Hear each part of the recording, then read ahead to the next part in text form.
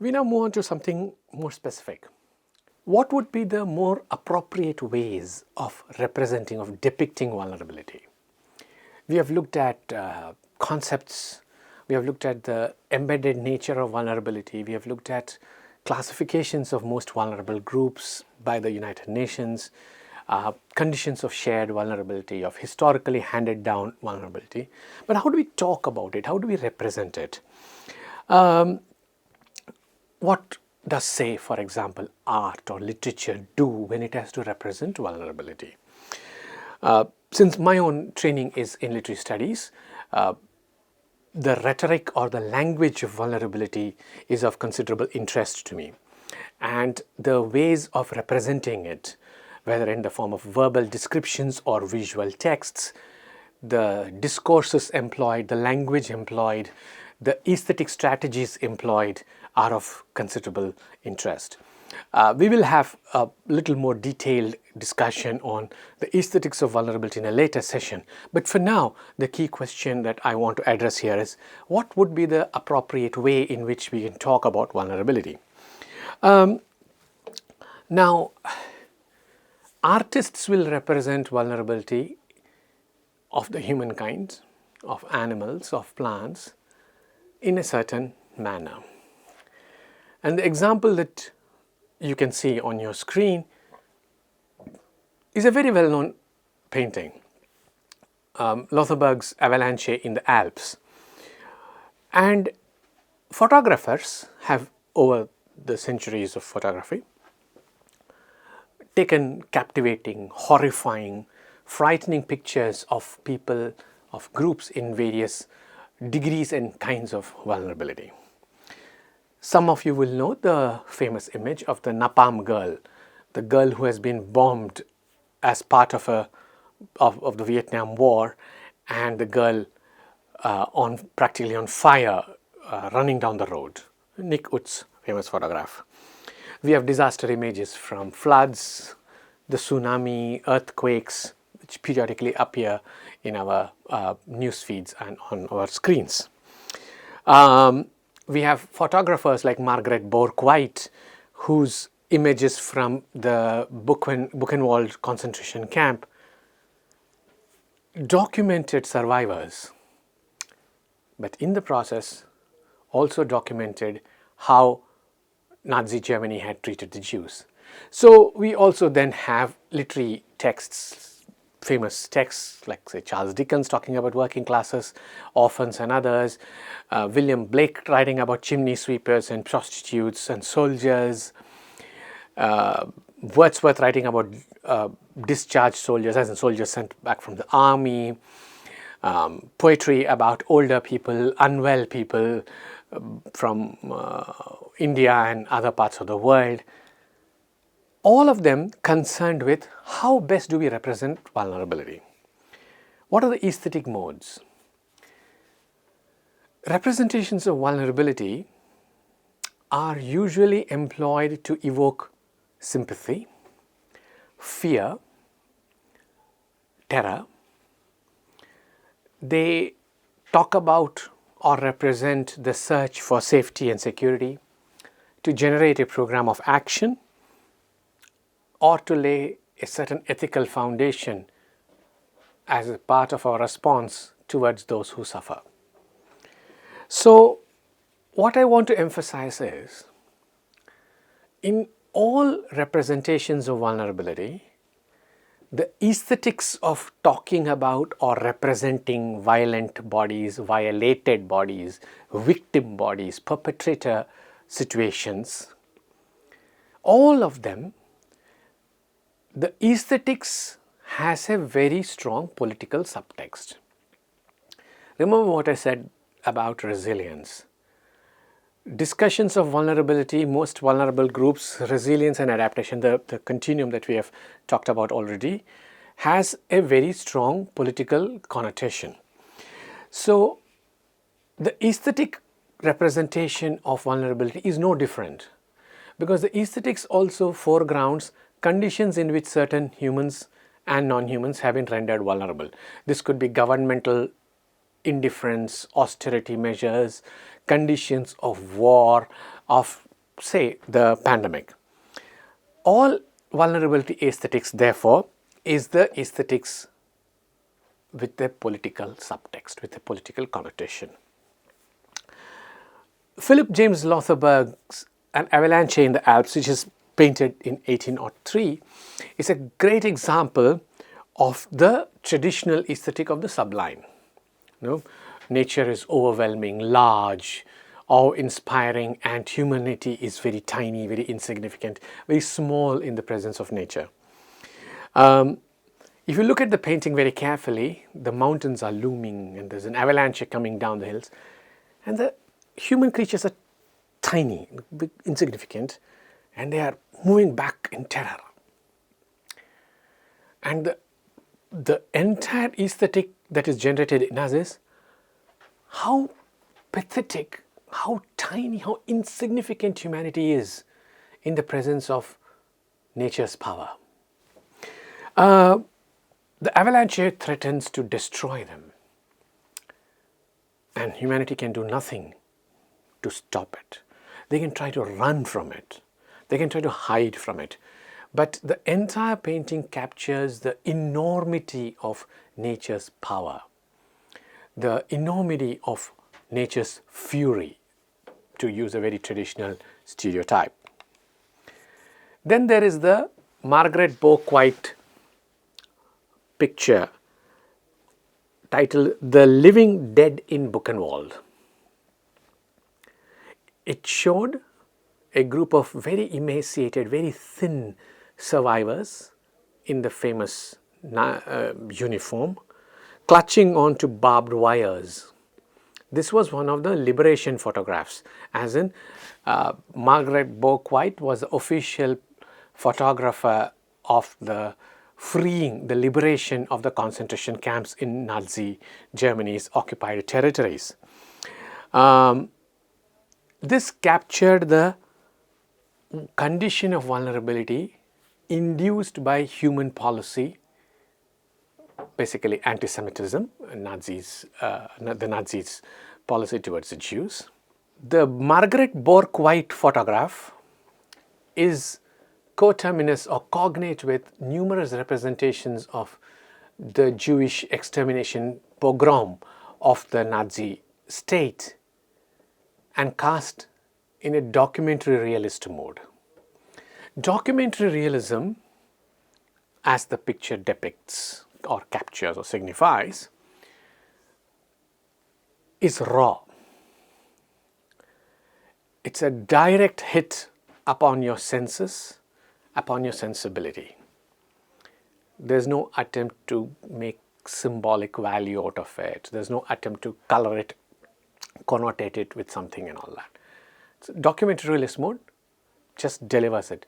It's a very stark photograph, as you can see, black and white, which is also the correlation between the Nazi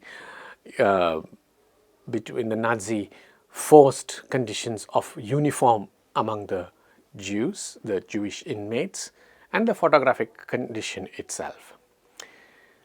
Very visibly exhausted, emaciated people clutching barbed wires, hopelessness writ large on their faces.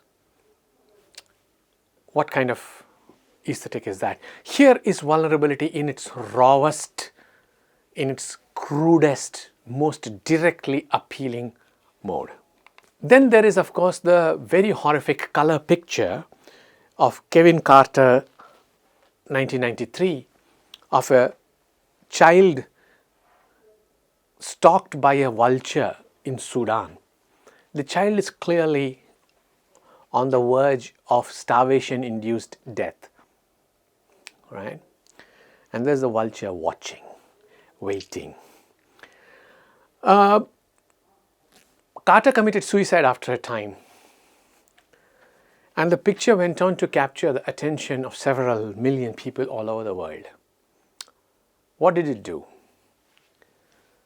It gave us the ultimate vulnerable victim, the child. The child, as theorists have noted, is the ultimate victim, is the perfect victim. And here is an extreme case, even among children, a starving child. A starving child being stalked by a vulture who knows the child is on the verge of death and is following. Horrifying picture. Again, it moves you beyond anything that you can ever imagine. It can move you beyond what you thought you were capable of imagining. All right? So we have seen two things. Philip James Laufenberg's Avalanche in the Alps, which is the sublime representation of vulnerability, which captures human insignificance, the smallness of our lives in the presence of large, massive natural catastrophes like an avalanche, like the tsunami, like an earthquake. That's the sublime mode. The sublime mode of talking about, of representing vulnerability. Then there is the realist mode, or the documentary realist mode, as I said about Margaret Bourke-White. It captures a sense of vulnerability in very stark ways, in black and white ways. The child about to die due to the lack of food, the burning girl in napalm-bombed Vietnam, all of those. And of course, the haunted, emaciated expressions on the face of the Jews hanging on to the barbed wire. There's another photograph that you are seeing here, and that is a particular pigeon coated in oil. This photographic horror, so to speak, or a horror photography, depicts the fate of the non-human, the vulnerability of the non-human in human-induced climatic conditions. That the oil spill which has polluted Alaska, and this is from Alaska, has made sure that the bird population has been rendered totally, utterly vulnerable.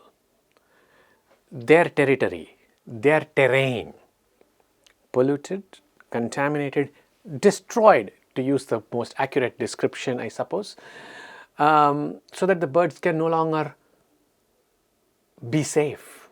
Their vulnerability enhanced, and that is encoded in the image of the bird. I would like to now read out briefly a small passage from Charles Dickens's cult novel Oliver Twist, and please note the tone and the rhetoric. I'm reading here. They walked on for some time through the most crowded and densely inhabited part of the town, and then, striking down a narrow street more dirty and miserable than any they had yet passed through, paused to look for the house which was the object of their search.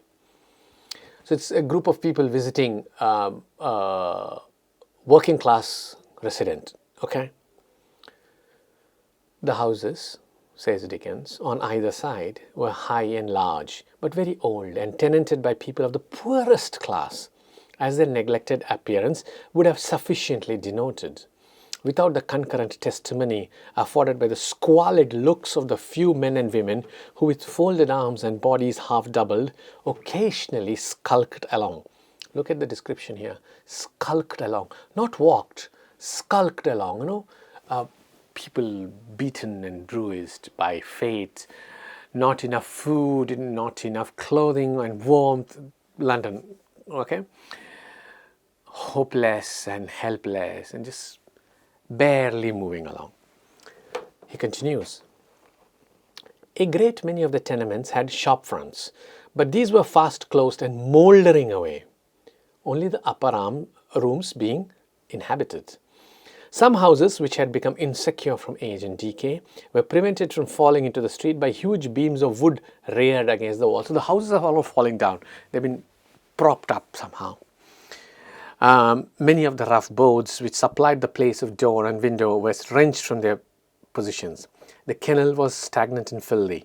The very rats which here and there lay putrefying in its rottenness were hideous with famine. That's one description. The other description from Bleak House that you can also see is the kind of slice of life description from Bleak House, Dickens again, Charles Dickens again, and it captures a family in a house. And there is an illustration there, which was by Hablett Knight Brown, drawing under the pen name Fizz, and it's called The Visit to the Brickmakers, an illustration for Dickens's Bleak House. Note to the description. What are the things you see? First, it's severely overcrowded, right? Everything is happening in the same space. Somebody is cleaning, somebody is resting, there are clothes to dry hung right there. The man has come back from work and is exhausted. There's a dog. The materials, the objects, if you see, have been scattered randomly. There is no place to put all of them. And these high society ladies have come visiting and are looking very curiously at how they live. How do they live? How do the poor live? Vulnerability exposed and documented. There's also a very strong sense of patronage, of condescension, of upper class elite condescension towards the poor, right? That's one more kind of description. Now what you're seeing here is a set of very well-known drawings by William Hogarth called Beer Street and Gin Lane. Okay, the depiction of two segments of London society, of London culture. Hogarth's pictures have always been extremely powerful, but he's making a larger social comment. In Beer Street, the people are genuinely happy. They're poor, but they're happy. And in Gin Lane, they are poor, but terribly, terribly unhappy and miserable. But the larger point that Hogarth makes is important. And it's a sort of expansion of the idea of vulnerability itself. The poor are vulnerable because they are poor. We all accept that. But they are also poor because they have very bad habits, such as drinking foreign liquor. So the poor, when they are drinking English drinks like beer or ale, they are poor but happy. When they are poor but drinking gin, which was foreign made at that point in time, they are unhappy. So Hogarth, you see, has made a larger connection between vulnerability and cultural practices, especially imported cultural practices such as gin drinking. What's the relevance of this? Hogarth is satirizing vulnerability at one point, at one level, but he's also making the larger comment that in many cases, the poor don't help their cause, that the poor do a lot of disservice to themselves by behaving like this. Why drink gin? Why can't you drink English drinks, right? So people like critics like Ronald Paulson have argued that Hogarth is making a larger comment about English trade and foreign policy and consumer society. Okay. The next set of images are from Igor's the Ukrainian and Russian notebooks. You will recall what I said about the Holodomor, the forced starvation of about 6 million Ukrainians due to Stalin's policy, Joseph Stalin's policy of taking away their grains and not allowing access to food grains. This is 1932. And if you look at the images there, there's a depiction of cannibalism. There's a depiction of deserted streets and houses. And then there is the image of a silhouetted person with the year 1932 written as though like it's a kind of in the fumes behind it. What does this do? Note that Igor is doing primarily a symbolic representation, right? The symbol of the disappearing people is the shadowy, insubstantial human person to talk about, to depict dissolution. Dissolution because they are dissolving. So this is symbolic representation of capturing bodies that are collapsing, eroding, lack of food, because of lack of food and health has broken down and people are dying, etc., etc. So how does he do it? He shows a body in kind of blurry, shadowy, ghostly form. In the matter of ethics in the face of vulnerability, how do we represent the vulnerable? what would be the ethics of responsibility towards the other? This is a question that many artists, many critics of art and literary critics have asked. Should there be a certain voyeurism when we depict poverty? Is there an ethics to the representation of suffering? Or is there an act of responsibility towards the victim? In all these discussions, whether it is Charles Dickens or Hogarth and others, note that the political subtext is very clear. It's evidently a case of documenting Russian genocidal programs. In the case of Margaret Bourke-White, the evidence from the Buchenwald camps shows how Nazi Germany treated the Jews. In the case of Charles Dickens, the realist description of Victorian England, where the working classes lived in shabby hovels, stinking, non-hygienic conditions, etc. All of these are aesthetics in the broadest category. Whether it's the realist mode in Charles Dickens, whether it is the kind of symbolic connotations through which we understand famine in the Holodomor in Ukraine in Igot's work, whether it is a satirical mode of representing cultural practices, cultural identities in Hogarth. We will have more to say about aesthetics and vulnerability in representation in the next class. Thank you.